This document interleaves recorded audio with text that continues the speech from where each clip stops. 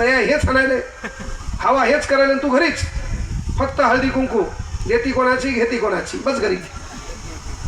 तर आपलं काम आहे, आपण सभागृहात गेलो पाहिजे, आपल्याला समाजसेवेची ओढ लागली पाहिजे. म्हणजे बाबासाहेबांना पहिल्यांदा काय केलं तर विचार मंचावर बसण्यासाठी पहिली ताकद सत्ता लागते. ग्रामपंचायतीपासून आपल्याला राखीव जागा दिल्या. म्हणजे आपलं पोरग सरपंच झालं, आपलं पोरग ग्रामपंचायत सदस्य झालं, पंचायत समिती सदस्य झालं, पंचायत समिती सभापती झालं, जिल्हा परिषद सदस्य झालं, खासदारापर्यंत आपल्या पदाला गवसणी घालण्याचं काम एक सारथी एक धाडस एका बापानं दिलं. त्या बापाचं नाव डॉक्टर बाबासाहेब आंबेडकर. आता आपण सत्तेवर बसायला लागलो. मग मला सांगा, प्रत्येक जण आमदार होणार आहे का? प्रत्येक जण खासदार होणार आहे का? प्रत्येक जण नगरसेवक होणार आहे का? बरं, तुमच्यापैकी एखाद्याला वाटलं आता मला नगरसेवक व्हावं वाटायले, तर तू हा कार्यक्रम बाजूच ठोकते. तू नुसतं म्हण ना, यावर्षी आपल्या वार्डात उभा राहतो, बाजूचं लगेच डायलॉग आणते तू, खलास कार्यक्रम त्याचा. 400 रुपयाचा पेपर कॉटन, 350ची पॅन घोट्याच्या वरची, 850 रुपयाचा का 400 रुपयाचा बुटे लोफर, 500 रुपयाची न खर्चलेली 3 वर्षापासूनची नोट, इवा नेता. जर कोणी म्हणलं तो काहीच खरं नाही, दुसऱ्या दिवशी मळालेले कपडे, त्याच्याकडे हजारो लोकांच्या उधाऱ्या, त्याचा चेहरा नक्षलवाद्यासारखा, आणि हे युवा नेता वांधेच वांधे याचे, याची बायको ऐकणं, याचं लग्न उशिरा का होईना नात्यातल्या एका पोरीने दिली म्हणून जमले. मग कार्यक्रम बिघडला की नाही? सांगायचं तात्पर्य एकच आहे, बाबासाहेबांनी सांगितलं सत्ता मी दिली आहे बाबा, विचार मंचावर बसा. पण केवळ सत्तेच्या भरोश्यावर प्रत्येक जण आमदार होणार नाही, प्रत्येक जण नगरसेवक होणार नाही. मग बाबासाहेब म्हणले एक काम करा, पैसा कमवा. कसा कमवा? तर विचार मंचावर बसायला पहिली ताकद सत्ता लागते. सत्ता नसेल तर मालमत्ता लागते. मग मालमत्ता म्हणल्यावर बाबासाहेब म्हणले का गोरगरिबाच्या मुंढ्या मोडा, सिमेंट रोड खा, डांबर रोड गायब करा. म्हणले का शाळेची घंटी चोरा. म्हणले का है ना जिल्हा परिषदच्या सभागृहाच्या खिडक्याच गायब करा, उड्डाणपूलचे कठडेच गायब करा, संडाचे छतच गायब करा. नाही, विचार मंचावर बसायला दुसरी ताकद लागते. त्या ताकदीचं नाव आहे मालमत्ता. सात्विक मार्गाने पैसा कमवा. राज्यघटना कलम 19 मध्ये आपल्या बापानं आपल्याला अतिशय छान अधिकार दिलाय. त्या कलम 19 मध्ये पहिला अधिकार आहे, तो पहिला अधिकार आहे तुम्हाला तुमच्या मनातील भावना व्यक्त करण्याचा अधिकार. कुठं? न्यायालयाच्या ठिकाणी, एखाद्या पेच प्रसंगी तुम्हाला कोणी दाबू शकणार नाही. तुमचे विचार तुम्हाला प्रगट करता येतात. नाहीतर रात्रीचा टाइम आहे, एखादी पोरगी तुला दिसली, जयंतीचा माहोल आहे, डीजे बाजूला गेलाय, तिला उभं राहून तू म्हणला समजा मला तुला बोलायचंय, कलम 19, ती बी म्हणणार कलम 19 ब, कानाखाली झपकन. ज्याचं पटत नाही त्याचा निषेध.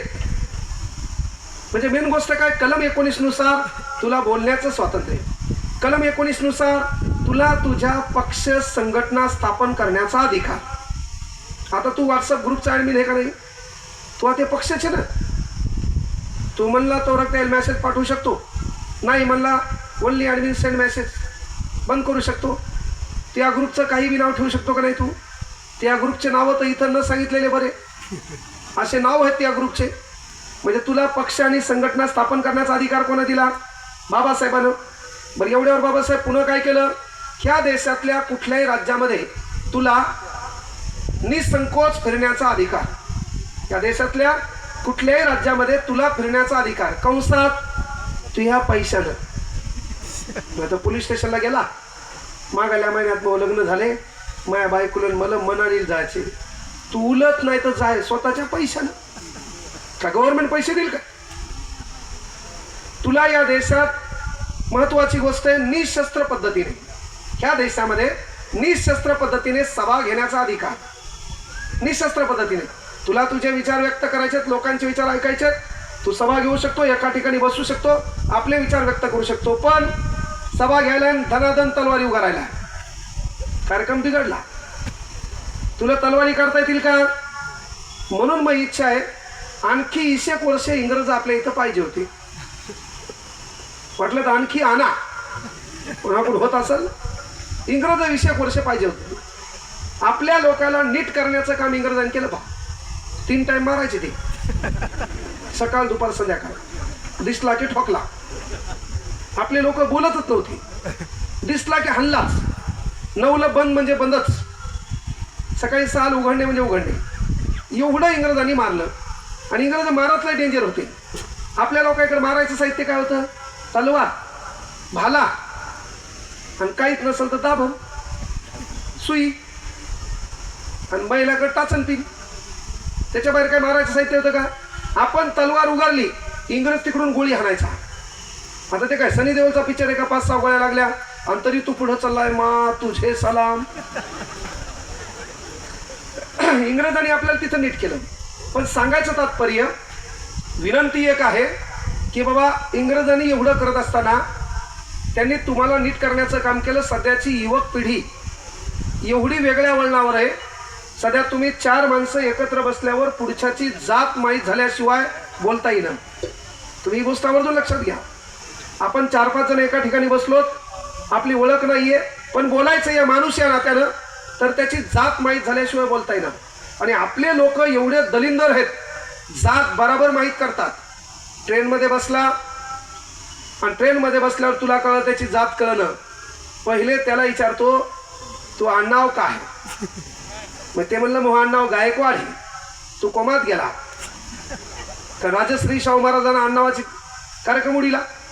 कोणाचे आडनाव कोणाला दिले? मग गायकवाड म्हणल्यावर तू कोमात गेला. नेमकं हे आहे कोणाचं? तू त्याच्यापेक्षा डेंजर. तुमचे मामा कोणत्या गावचे आहेत? हा, तो सांगितलं पिंपळगाव. बर, त्याचं आडनाव काय आहे? कदम. तू आणखी कोमात गेला. नेमका कदम कोणाचा? बरं, मग त्याची पोरगी तिकडे दिली होती राणी सावरगावला, ती कोणाची? कांबळे. हा, आता पटलं तू आमचाच आहे. जय भीम, जय भीम, जय भीम. हे दलिंदर चाळे चालू आहे सध्या. अण्णाहून कळणं, कुळात घुसायला, मामाकडे घुसायला, पोरीकडे घुसायला, पण जात माहीत करून घ्यालाच. ही सध्या मेंटॅलिटी आहे का नाही? सांगायचं तात्पर्य, विचारमंच कुठला असो, त्या विचारमंचावर बसायला पहिली ताकद लागते सत्ता आपल्या बापानं आपल्याकडे दिली. कलम 19 नुसार या देशामध्ये संविधानाने मान्य केलेला कुठलाही व्यापार करण्याचं स्वातंत्र्य तुम्हाला बाबासाहेबांनी दिलंय. पण व्यापार कोणतं करा? राष्ट्रहितासाठी. काय असलं पाहिजे? पोशाख. नाहीतर माघारी गलीत जाऊन गांजा विकशील का? मुकाट्या दारू विकशील का? नाहीये. म्हणजे मेन गोष्ट तुम्हाला अधिकार दिला कोणता? तर व्यापार करण्याचा. अधिकार कोणता दिला? संपत्ती बाळगण्याचा. आता संपत्ती बाळगण्याचा अधिकार रद्द झाला पुढे 1978. सांगायचं तात्पर्य एकच आहे, विचार मंचावर बसायला पहिली ताकद सत्ता लागते, आपल्या बापान दिली. व्यापार करण्याचं स्वातंत्र्य आपल्या बापान दिलं, पैसा कमवा. कारण विचार मंचावर बसायला दुसरी ताकद लागते, त्या ताकदीचं नाव हे मालमत्ता. पण आपल्या माईनं, आपल्या बापानं आपल्या लेकाला शिकवा, जरी आपल्याकडे सत्ता नसेल, जरी आपल्याकडे मालमत्ता नसेल, तर विचार मंचावर बसायला तिसरी ताकद लागते, त्या ताकदीचं नाव आहे बुद्धिमत्ता. त्या ताकदीचं नाव बुद्धिमत्ता. याचं कारण, महाबाप आमदार नव्हता, महाबाप जमीनदार नाही, माया घरी लय मोठी प्रॉपर्टी नाही, पण बुद्धिमत्तेच्या भरोश्यावर काँग्रेसला देखील मधात बसण्याची ताकद बाबासाहेबांच्या संविधानाने दिली. ते आपल्या लेकरातून आपण जोपासलं पाहिजे. सध्या आमदार साहेब आले, तुम्ही कुठं बसवले? इथं बसवले की नाही? सध्या समजा तुमचे खासदार आले, कुठं बसणार? तसं महाराष्ट्रातल्या कुठल्याही कार्यक्रमाच्या ठिकाणी काँग्रेसची एंट्री हो द्या, काँग्रेस सरला पण लोक मधातच बसतात, ते बी 60,000 कॅश देऊन. कळलं का? हे कारण कोणाचं? तर बाबासाहेबांच्या संविधानाचं. हे कारण कोणाचं आहे? बाबासाहेबांच्या संविधानाचं. अरे बाबासाहेबांच्या संविधानानं केलं काय? तर बाबासाहेबांच्या संविधानानं पहिल्यांदा आपल्याला शिक्षणाचा अधिकार दिला. शिक्षणाचा अधिकार देत असताना पहा, आपल्या देशात शिक्षण मिळावं म्हणून पहिले इंग्रज बेजार झाले. इंग्रज आपल्या देशात 1835ला एक शिक्षण तज्ञ आणला, त्याचं नाव होतं मेकॉले.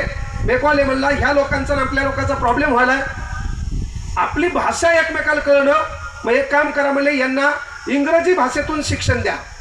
आपले दलिंदर डेंजर, काही झालं चालतंय, पण आम्ही आमच्या बोली भाषेला हात लावू देणार नाही, आम्ही इंग्रजीतून शिकणार नाही.